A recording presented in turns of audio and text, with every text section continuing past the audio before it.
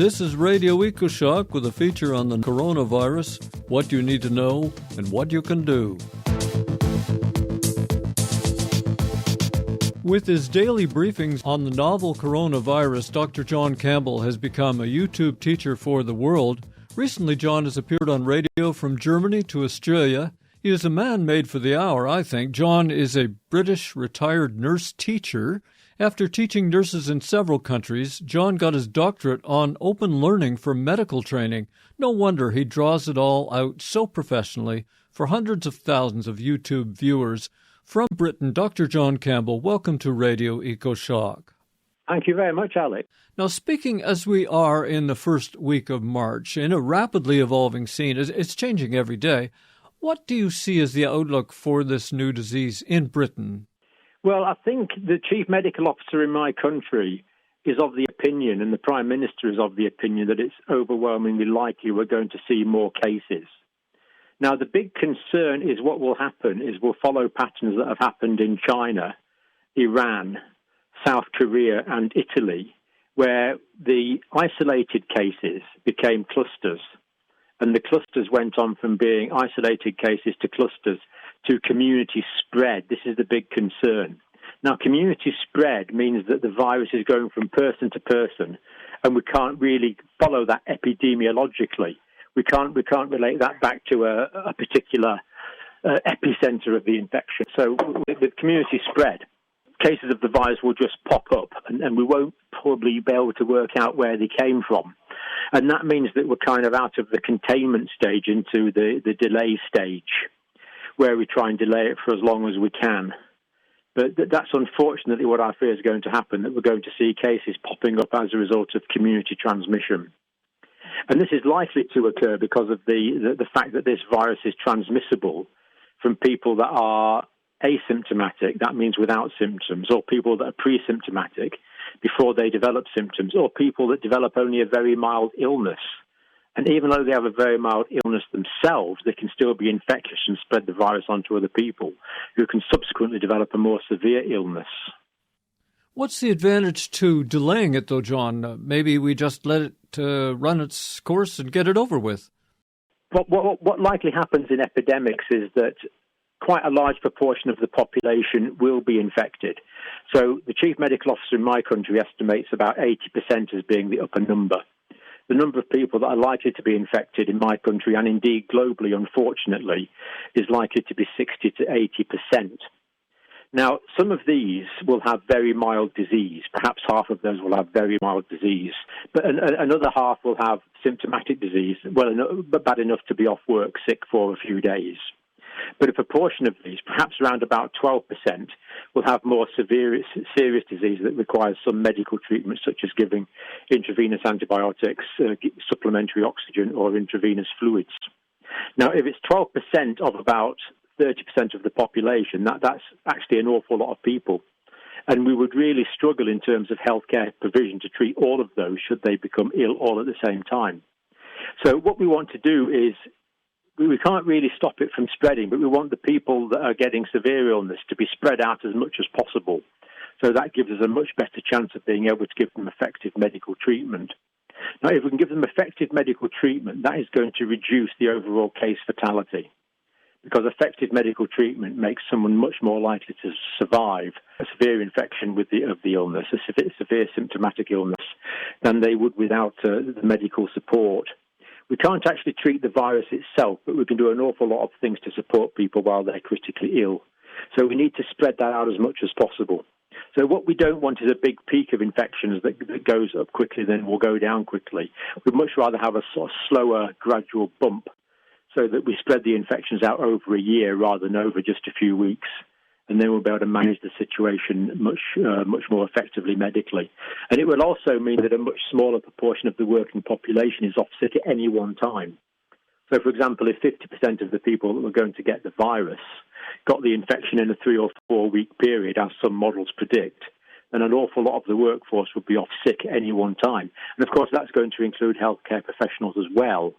Whereas if we can delay it and spread out the amount of people that get the infection over a longer period of time, it will become much more manageable. So that's what we need to aim for. John, it seems this virus is more successful in a contained community where it can create clusters, whether it's a cruise ship or a nursing home.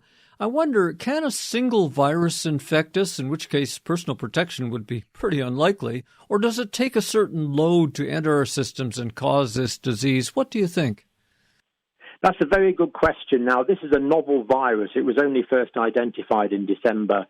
So normally the likelihood of getting an infection depends on the number of viral particles someone's exposed to, or indeed the number of bacterial particles, but viral particles in this case, the virulence of that virus or bacteria, and the state of the host's defenses. So the infective dose of the virus is going to be different depending on the individual it's infecting and their host defenses. So, for example, someone with chronic obstructive pulmonary disease who is not able to clear sputum out of their lungs effectively, probably a relatively small number of viruses would be needed to infect those because those viruses would not be cleared from the lungs by the cilia and the mucus and the coughing the virus and the sputum up. Whereas someone with a healthy respiratory tract, you probably need a larger number of viruses to cause the infection. Now, we don't know what the number of viruses is. In theory, yes, one virus could cause the infection if it gets down into the lower parts of the airways. In practice, I suspect we're talking about a larger dose than that, but those figures just haven't been quantified yet, and we don't know that. Well, look, this sounds like a good opportunity. If you could explain to us where this virus goes in the lungs and how it damages our ability to live. So a virus is what you call an obligate intracellular parasite. That means a virus can only reproduce inside a living human cell, in this case a living human cell. So this virus is only transmitted from human cell to human cell. It cannot reproduce on its own like a bacteria. And a virus can only reproduce inside a human cell if it gets into the cell, if it has some way of getting into the cell. And the way a virus gets into the cell, this particular virus, there's something called a spike protein. And that spike protein fits into a particular receptor on the surface of our cells. It's the only way it can get in. It's a bit like putting a key in a lock. So the virus would be the key and the receptor would be the lock. And the particular receptor that the COVID-19 virus fits into is called an ACE2 receptor, an angiotensin converting enzyme receptor type 2. And these are found in the lower parts of the airways particularly. So there's not so many in the upper airways, but they're in the lower airways. The virus will lock onto these receptor sites. That will facilitate the entrance of the virus into the cell. After the virus absorbs onto this receptor site, the virus will go into the cell. And the virus will then start reproducing inside the cell because the virus will take over the genetic apparatus of the cell. That's what the viruses do. They hijack the genetic apparatus of the cell to force the cell to make new viral particles. Instead of making new cell proteins, it's making new viral proteins. And then after a period of time, those viruses will start budding from the surface of the cell. And they will bud into the lumen, into the hole down the middle of the respiratory tract, in the bronchioles, in the small bronchial passages. And that will get into the mucus, and that will be wafted up into the upper parts of the airway, where the virus will be shed by coughing and sneezing, and to some extent just breathing out. It's what we call a droplet infection. It's certainly a droplet infection. Now, the problem is that the virus, when the virus is reproducing inside the cell, eventually the virus will take over so much of the cell's protein-producing apparatus that it will kill the cell. So the virus itself can kill the cell. That means you start killing cells in the lower part of the respiratory airways. As well as that, when the cell is infected with the virus, viral particles will go to the surface of the cell, and the body's own immune system will actually kill the cells that are infected with the virus, again causing damage to the respiratory epithelium. Now, that damage has two effects. The first effect is the damaged respiratory epithelial surface provides an ideal place for bacteria to live, so we can get bacterial secondary infection, and that can lead to pneumonia. But as well as that, the presence of the virus and all this cell destroying that's going on leads to a lot of inflammation. And the inflammation causes the capillaries in the area to become leaky. And the capillaries will leak and fluids will start leaking into the tissue spaces in the lungs. and eventually fluid will collect in the alveolar air spaces, the small air spaces over which gaseous exchange takes place. They will gradually fill up with fluid. And if the alveoli are full of fluid, that means the oxygen can't get in, and it also means the carbon dioxide can't get out. So the levels of oxygen in the blood would start to drop. That's a condition called hypoxemia. And the low levels of oxygen in the blood means there'll be low levels of oxygen to all the tissues of the body, such as the heart, the kidneys, the liver, the brain. That's called hypoxia. And the hypoxia will start damaging essential organs. And when these inflammatory changes cause the fluid to start accumulating in the tissue fluid in the lungs and in the alveolar air spaces in the lungs, that's called acute respiratory distress syndrome, ARDS. So the mechanism of death will be, or severe illness will be ARDS, with the lungs filling with inflammatory fluid, bacterial secondary infection, which we can treat, and the other mechanism is viral pneumonia. So the presence of the virus in the lungs, again, will cause inflammatory changes due to the infection this time rather than due to the inflammation. And again, the alveoli will fill up with inflammatory fluid, and that will stop the exchange of gases. So basically, if you want to put it fairly melodramatically, people will be drowning because the alveolar air spaces in the lungs are full of fluid. And the other thing that can happen is because the virus stimulates the immune system can release the cells in the immune system can release particular chemicals called cytokines. And that can cause what's called a cytokine storm. And that presents as sepsis with a high respiratory rate, high pulse rate, high fever, high blood sugar levels, altered mental status, and alterations in the amount of white cells in the blood, and increasing the amount of lactic acid in the blood. So that's another possible complication. So there's quite a few ways that this virus can get you if there is a severe infection, especially if it's causing these inflammatory changes in the lower tissues of the lungs and the lower airways. Now, in Western countries, most of the people who have died are seniors, many with pre-existing conditions, as you mentioned. But are there cases where healthy people, even young people, can die from this disease? There are. Now, the death rate increases greatly with increasing age. So the death rate is going to be higher in people it starts going up in about the 50s.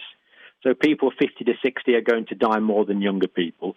People 60 to 70 are going to die more than younger people. And it goes up with increasing age until the death rate over the age of 80 is really quite high. Now, this is partly because as people age, the immune system becomes less efficient and less able to combat the virus. But as well as that, as people age, the probability that they will have other diseases as well increases. These are called comorbidities. So people in their 70s and 80s are much more likely to have heart failure, diabetes mellitus type 2, chronic obstructive pulmonary disease, chronic renal failure, hypertension, and all these other diseases that are commonly associated with older age. And these comorbidities are also going to reduce the level of immunity that people have, making infection more likely. But as well as that, they're going to make serious disease more likely to occur with complications. So it's partly age and it's partly comorbidities. And there haven't been any studies so far that have dissected this apart. So whether it's primarily the increased case fatality rate is primarily as a result of increasing age or primarily as a result of the comorbidities isn't clear, but both are probably relevant. Now, your question about younger people being affected is, so far, the data that we have from China, now the Chinese have done quite large epidemiological studies on this now, and it shows the death rate in children seems to be much lower. Now, we're not quite sure whether the infection rate in children is lower, that the children are less likely to get infected, or whether its children get a less severe form of the disease, or a combination of those two things. But we're certainly very grateful for the fact that this doesn't seem to be affecting children particularly. Now, this is actually in contrast to previous epidemics, such as the 1918, COVID-19 pandemic of influenza, where young people were disproportionately affected. This doesn't seem to be like that, so that's good. Now, you're right in saying that young fit adults have caught this disease.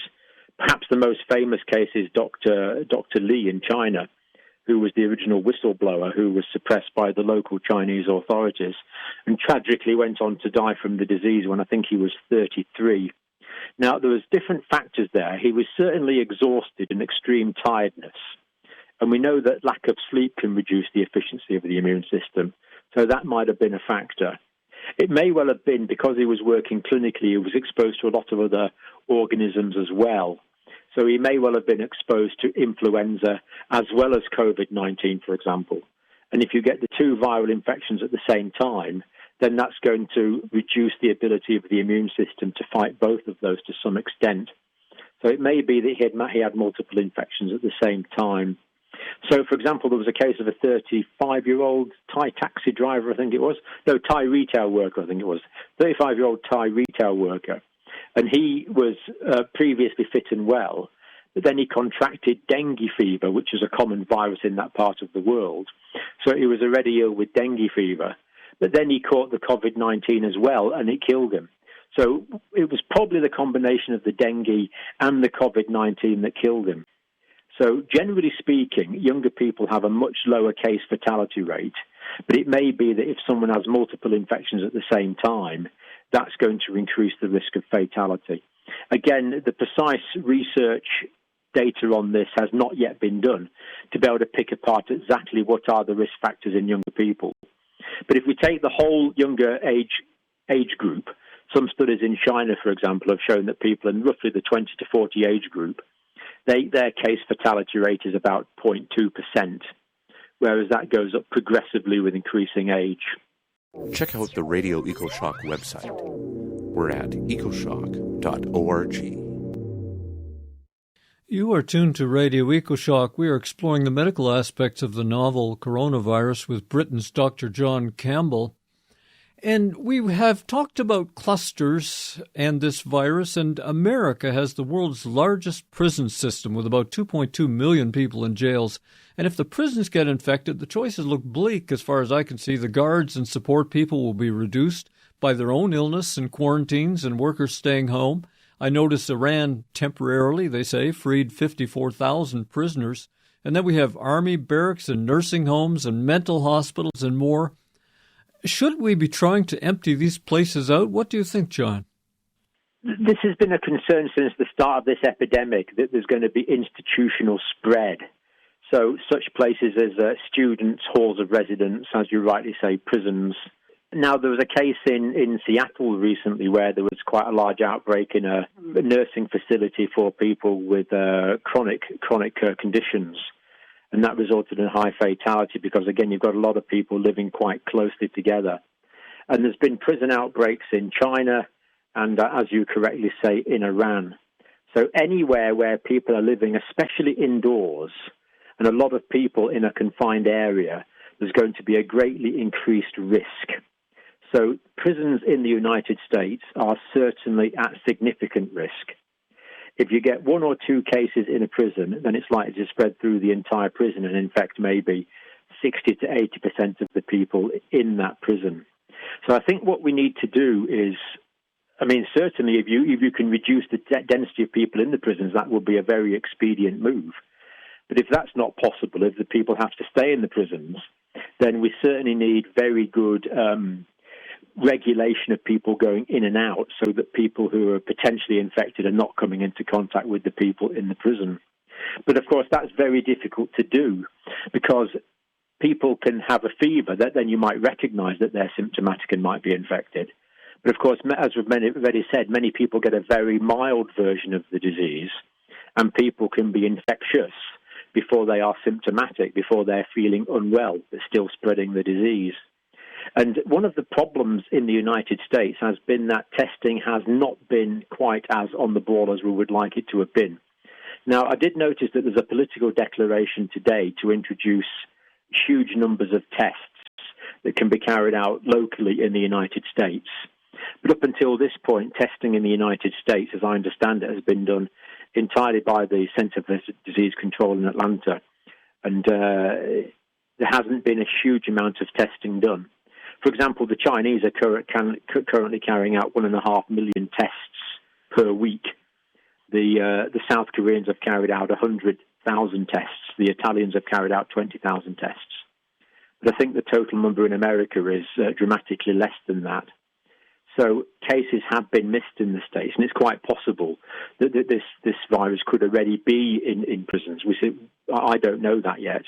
But it's certainly a very high-risk environment, and we're going to need it to work out some way to maintain order, and it is going to be a problem. And as you rightly say, staff are going to be involved as well as inmates. It is quite a big concern.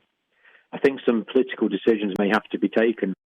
Yes, the UK government just recently released a 27-page plan to deal with the virus, and I think they said there that 1 in 5 police may not be able to work, being either sick or in quarantine. Well, and they're planning on calling in the Army if need be, but as we just discussed, the Army themselves have to defend their own people. Yeah, yes, indeed. My government have estimated that at the peak of the outbreak, 20% of the workforce could be off sick at any one time.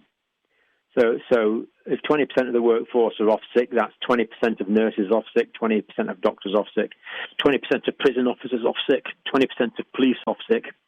So in the UK, we've said that the military will be available to backfill security issues and provide logistical support. And the government have said that the police would have to switch their focus from dealing with low-level crime to only dealing with serious crime and maintaining public order. But the military may well be necessary to maintain law and order. That is a possibility. Now, when there's difficult situations, this can bring out the best and the worst in people. So I think we really have to hope this is going to bring out more altruism than it brings out depravity in people. But of course, we do always have to account for people that will take advantage of difficult situations. The military is certainly a possibility in my country, and I would suspect in the United States as well. Yes, the Iranian medical system was already weakened by punishing sanctions, and now the BBC is reporting Iranian hospitals and morgues have been overwhelmed. What have you heard about Iran, John? Yeah, I've actually had some emails from clinicians in Iran that have written to me at some risk to themselves. And weeks before the government, a couple of weeks before the government was admitting this, they did say there's a lot of cases in Iran and that a lot of people were dying in Iran and that it had been covered up. Because in Iran there was particular problems. There was the 40th anniversary of the Islamic Revolution. There was, I can't remember this guy's name, the guy that was killed in a drone attack, the end period for his mourning period. The 40 days Islamic mourning period coincided with the same time. And people were coming and going and travelling quite a lot for the elections as well. So there was 3 things all happening at the same time, which all resulted in public festivals, all resulted in people travelling. My understanding is the government didn't want anything to interfere with these processes and interfere with the election. So there was initial denial and cover-up, rather analogous to the Chinese situation.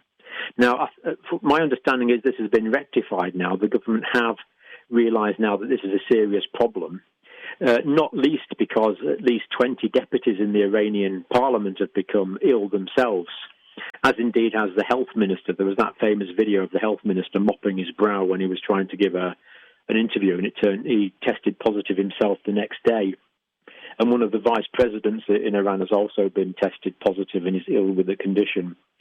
So Iran does seem to be improving now, and I was very encouraged to hear that there is a World Health Organization team on the ground now in Iran. And I understand they've taken 100,000 tests into Iran with them, as well as other medical equipment. But as you rightly say, the medical systems in Iran were already challenged, and some Iranians had difficulty accessing good quality health care as it is. And this has greatly exacerbated the situation.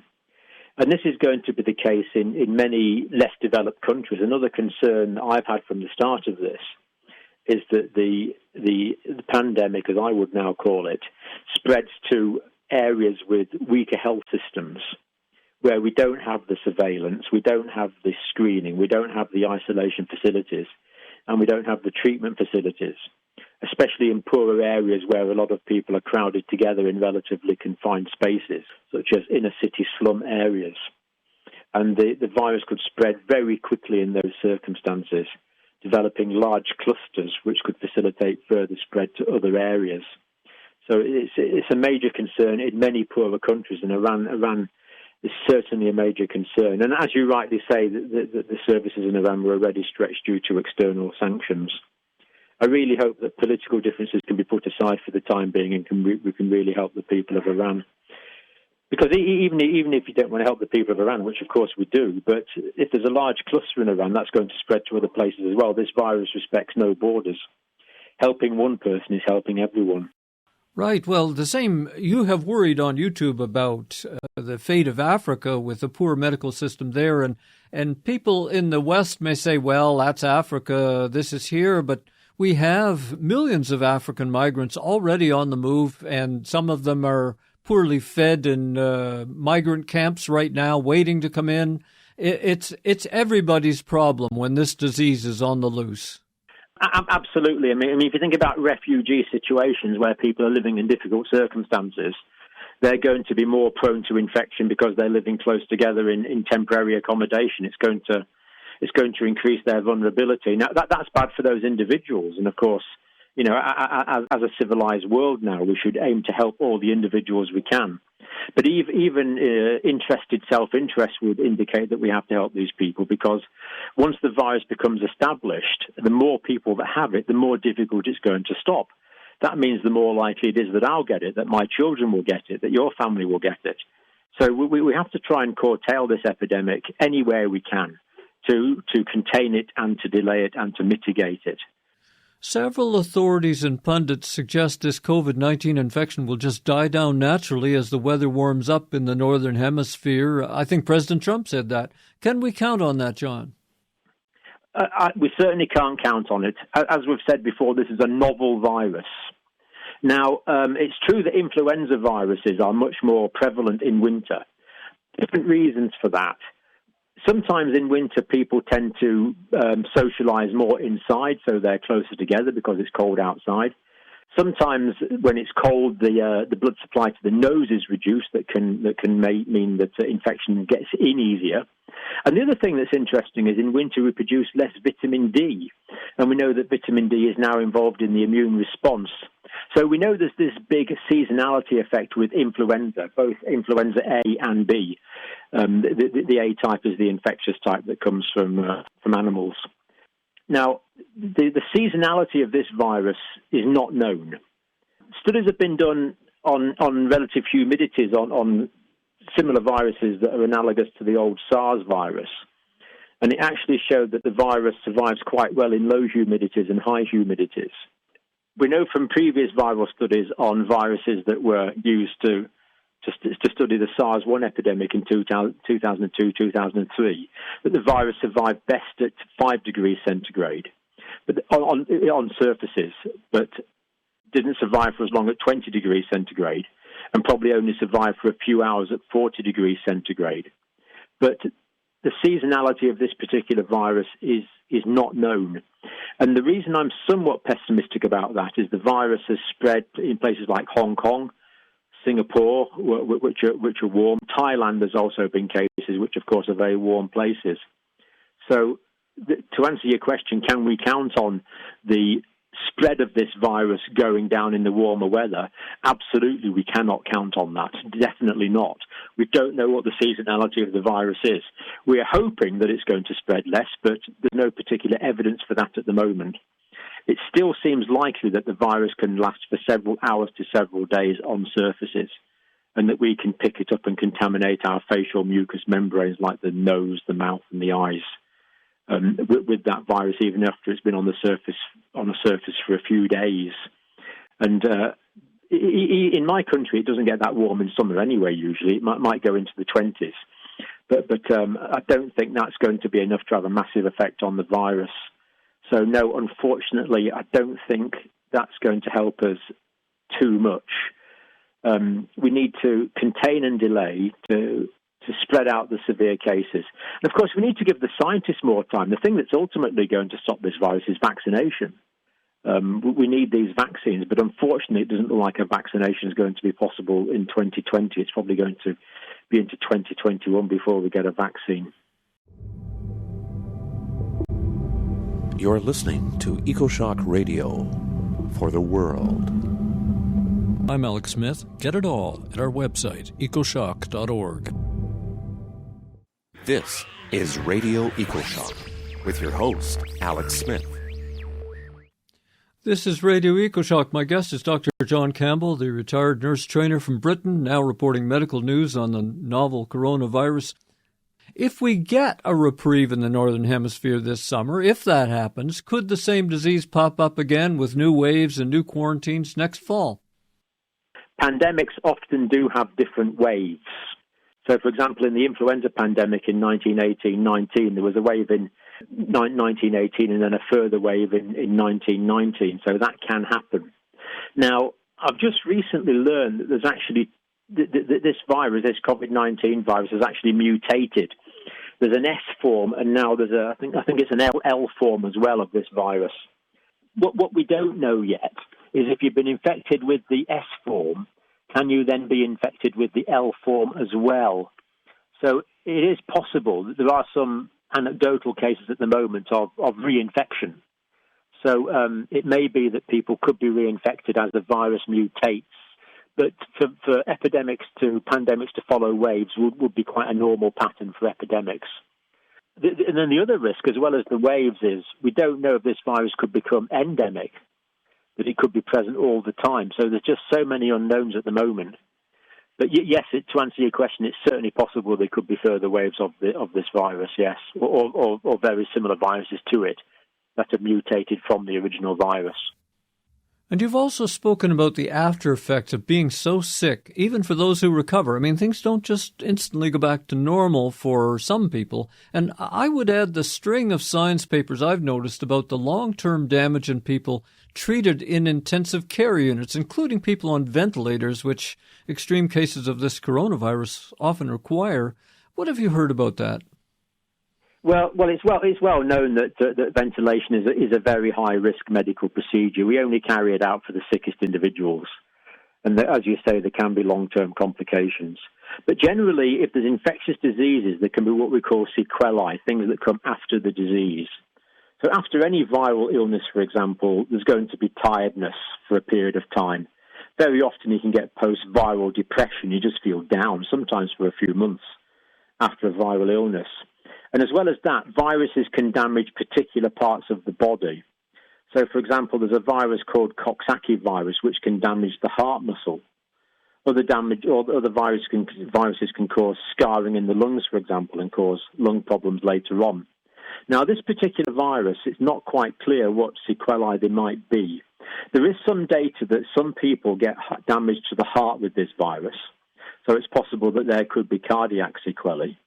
And there's also some evidence that it can cause scarring in the lungs in some people, perhaps due to excessive amounts of inflammation. So there could be ongoing lung damage and shortness of breath after the virus. Now, whether it affects other organs or not, we don't know. There's some people believe it can cause damage to the liver, and some people feel it might affect the kidneys. But I haven't read any scientific papers on that yet. But the risk of sequelae with the virus is always there. But the Chinese data does seem to be showing that people can make a full recovery. Because what we have to always bear in mind with the COVID-19 virus is the epidemiological evidence so far indicates that 80% of people will have a mild illness. So 80% of people that have it have a very mild illness. They might be off work for a few days, but it's basically going to be mild and they should make a full recovery. And if you look on the Johns Hopkins website, the number of recovered patients is going up quite dramatically. Now, the Chinese started this, and their criteria for saying that a patient has recovered are actually quite exacting. The patient had to feel better. They had to have no fever for 10 days. They had to have an improving chest X-ray or CT scan. And they had to have 2 negative smears of the virus, showing that the body had cleared the virus. So it's actually quite a high bar for deciding whether someone was actually cured of this virus. So I would expect most people to make a full recovery and return to full health, but that there could well be a minority of people, probably those who've got comorbidities or more severe disease, that do have longer-term sequelae of the virus yet, but the numbers of those have not yet been quantified. We would hope it would be fairly small. So most of us should be fine, really. 80%, 81% of people should have a mild illness and make a full recovery. That is the current epidemiological thinking from the data that we have, yes. So here in Canada, I'm a bit pessimistic. I feel we're miles behind. We have flights from Iran, Italy, and China still arriving daily, and when they come, the passengers are politely asked to self-isolate upon arrival, but we presume they take transit, they stay with families, some will not comply. I worry we're being too polite, and that will lead to more deaths here. Plus, Canada, unlike Britain, has not published any plan, so we're all in the dark as to whether the government even has a plan. Have you heard much about Canada from your correspondents? Not a lot, no, but I certainly think the government needs a plan, because there's no doubt in my mind that Canada will not be exempted from this pandemic. It's going to go everywhere unless something changes quite dramatically. Now, throughout this, I've been very disappointed with governments and the World Health Organization and organizations like CDC in Atlanta for the lack of proactivity. They always seem to be reacting. So the World Health Organization would say, well, we'll stop flights to China if it becomes necessary. Even now, one of my chief health officers has said there may come a time in England where we need to stop shaking hands, but that time is not yet. I disagree. I think we need to be changing our behavior now. We have to be anticipating the virus, because it has quite a long incubation period sometimes, and people are going to be shedding the virus in the incubation period. So I feel that a lot of governments and the World Health Organization have been reacting to events once they've happened, as indeed was the case to a large extent in Italy. But then you find lots of cases pop up because people have been incubating it and has been spread before the symptomatic cases developed. So I feel it's really time from what you say, for Canada to start being proactive. I think you need to assume that the virus will be there in a few weeks' time and start behaving accordingly and taking appropriate measures now. And the fact that we're still doing so much international travelling just bemuses me, to be quite honest. And the fact that things are going on like mass participation events are still going on, it's almost like a form of denial that we'll start worrying about this virus when a lot of people start getting sick. But by that time, it's already spread. So the key thing is we need to switch from reactivity to proactivity. And that should be the mantra, I believe, of the World Health Organization and all world governments that are planning for this, because what greater responsibility does a government have than to look after the health and well-being of its people? Well, and the word is always keep your hands away from your eyes and your nose and your mouth. And I had to go to Vancouver last weekend and help stock up my child with some food just in case there is a quarantine. And I tried on the way there and on the way back to just do that. And it's ridiculously hard to do. We have these habits that just keep bringing our fingers back to our face. I think, for me, the only way that I could handle this is to self-isolate until this goes by. Yeah, I mean, the other possibility, of course, is to wear gloves to remind yourself. Now, people talk a lot about face masks, but face masks don't actually provide very much protection from this virus unless they're very good quality face masks. So for most people that wear face masks, the main advantage is it stops you touching your face. So I think it's just a matter of getting into these good habits. Now, if we think about lift buttons and self-service checkouts and basically the screens and flat surfaces all over the place that we're obliged to touch. So I think when you've been out in a public area, when you've been touching surfaces, the key thing is to just really have some method of stopping you putting your hands to your face till you get home and wash your hands thoroughly. And you have to wash your hands in a particular way. So the Health Service, the World Health Organization, me, myself, quite a few people have put out videos on hand washing to show the proper way to do that. Because what will happen is the soap will actually mobilize the sebum on the surface of the hands, allowing the virus to be washed away. And as well as that, the virus has a fatty outer coat. And ordinary soap will dissolve that outer fatty coat of the virus, and that will kill the virus almost straight away. The other thing to use is hand gels. Strong alcohol hand gels can be effective as well. But as you rightly say, it's very hard not to touch your face because this virus will not get in through the intact skin in your hands. It's going to get in through the mucous membranes of the mouth, the nose, and the eyes. That's how it's going to get in. So perhaps wear gloves to remind yourself to not put your hands to your face. And then when you get home, take the gloves off and wash your hands very thoroughly, and frequent hand washing throughout the day. And throw them out, bin them, as you say. You can't use them again. So Bill Gates saw all this coming. His foundation and Johns Hopkins even ran a simulated outbreak game last October where the threat was a coronavirus. Still, most of the world did not prepare, and America seemed like the least prepared. Personally, I wonder if this outbreak is really a test for something even worse in the future. Do you think a disease could reshape our economy and our social life? The answer to that is very simple. Yes, absolutely it could. We live in a strange period where people don't die from infectious disease. But infectious disease has been a major cause of human suffering and death throughout the ages. If you go back into the Bible, you read about various plagues.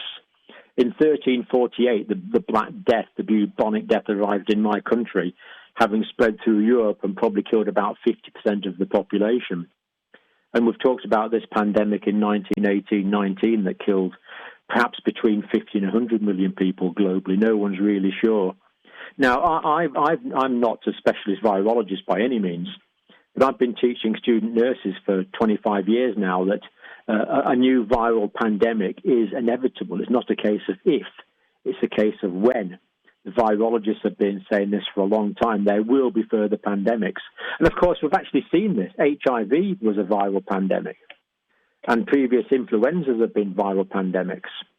But there's so many viruses in the animal reservoirs that there's possibility of this zoonotic spread from animals to humans of a novel virus. And if that virus mutates to allow human-to-human transmission, then pandemics are certainly possible. Now, it so happens that this particular coronavirus that we're suffering from now, the COVID-19, has relatively high transmissibility, but that's genetically determined, but has relatively low case fatality rate. We're not quite sure what it is. At the moment, it's looking like 1 to 3%. But there's another very similar coronavirus called the Middle Eastern Respiratory Syndrome virus, MERS virus. That's not as transmissible as this virus, but it has a mortality rate of about 35%. So in one sense, we could consider ourselves very lucky that although we've got a virus that's got a relatively high transmissibility, it's got a relatively low case fatality rate. In the future, there could certainly be a virus that's got a high transmissibility and a high case fatality rate. It could be way, way worse, and it could happen in the future. And as things are now, it's taking about 18 months to develop vaccines for this. So there is always the potential for a viral pandemic. There always has been. We've just had a good run lately. We've had a lucky run for the last 100 years where there hasn't been a massive viral pandemic. But they have always been a risk and will continue to be a risk because the untold billions of viruses live in the natural world. They are part of the ecosystems, and there's nothing we can do about that. As we wrap this up, John Campbell, is there anything else that you would like to leave with our listeners?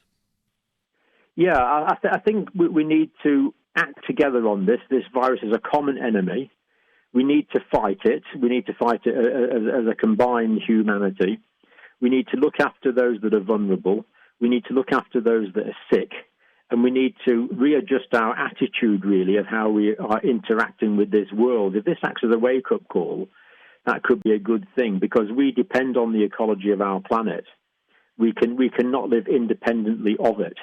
We need to live with it in harmony. So if that teaches us a little bit of humility about the frailty of human life, that it can be taken away by infections and other environmental things at any time, then maybe we'll walk more softly on the surface of our planet, and that will be a good thing.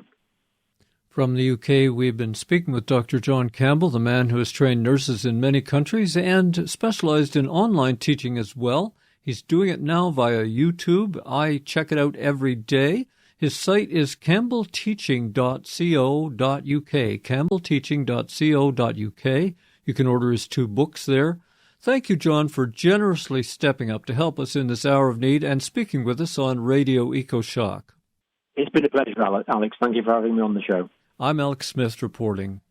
Check out the Radio Ecoshock website. We're at ecoshock.org.